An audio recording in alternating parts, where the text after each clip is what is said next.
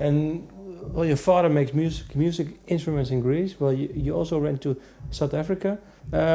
What part do you have something that you like most, or is it you need to go everywhere every now and then? Well, I need to go to Greece. I feel more Greek than South African, probably. How come? Because the culture's stronger. Like the Greece that I'm from, it's not like when we're talking about. It's a very powerful culture that's there. I'm not talking about like beaches in Athens or like Mykonos and stuff like that. I'm talking about this specific place that I'm from is a very primal and kind of it controls your genes. I feel like. I also think my mother probably made an effort to bring like us up as Greek as well, because my mother speaks Greek and she felt exiled from South Africa, so I just feel more there, and like I've been there more. South Africa is not a place that the landscape's amazing, but it's not a place that I would feel at home in or that I have a tremendous amount of understanding of in a way. Whereas with Greece, it's like, when I go back to the village, I feel, and I'm driving there, I feel like my genetics come alive.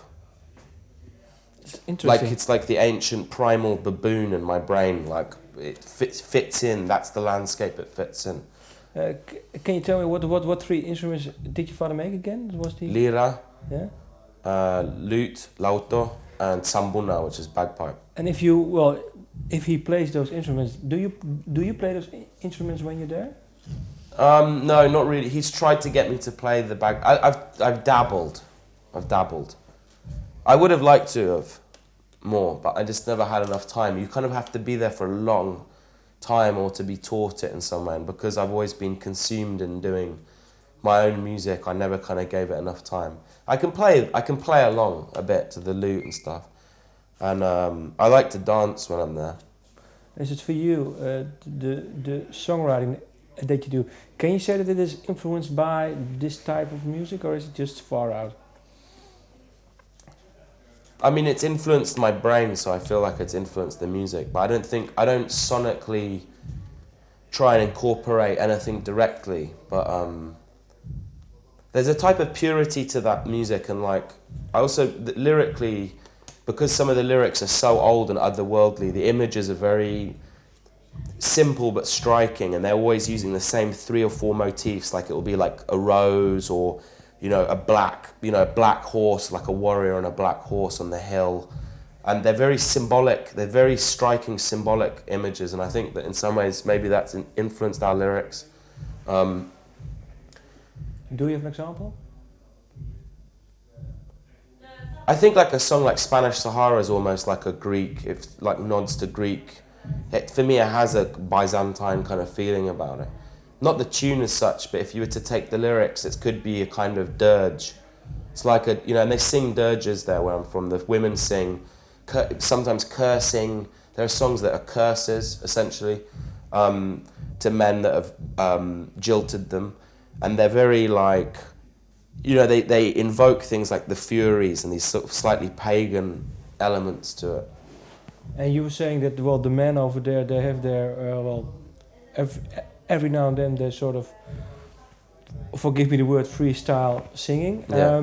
And then it's back to business. Yeah. Are you also this way, that you need the music to let out, and well, that you, outside the music, you don't talk that easily about what you feel, or? Probably. I think if you have a desire to make music and it's something that becomes very important for you, there's a reason, there's a motivation behind why musicians make music that isn't simply because they're talented at it or they enjoy it. It's because of a psychological need to do it, because it's the vessel in which you can express yourself, or by building something, by crafting a song, you're filling up like a hole that you have inside you, or you're doing something to make yourself feel better in some way. But do you hold back in songs? Because sometimes people say, well, my songs tell the story, but they actually hold back their own personal, private life. Do you do that too, or? It depends, yeah. I mean, I definitely feel like the songs that I never write songs with a rational mind. I never write a song and sit down and say, all right, I'm explicitly going to talk about this specific thing in reality that has occurred to me. It's more that you just tap into all of the myriad affairs and put them into a kind of a package in the song. The photo from the the album is from Thomas Nebbia. I looked it up. It's from National Geographic. Yeah. Did you see this photo? Or? Yeah, I found the photo a few years ago. I didn't know what it was when I found it because it was uncredited. It was just on a visual blog thing. Yeah. And I saved it, and it was a kind of image that I just think it's incredibly evocative, and when we were making the record, we were just looking at bits of art, and that was something that just felt like it was iconic, and it also had the right texture and ambience for the album. What is it? Where is it? It's in California, but he wouldn't tell me exactly what it is.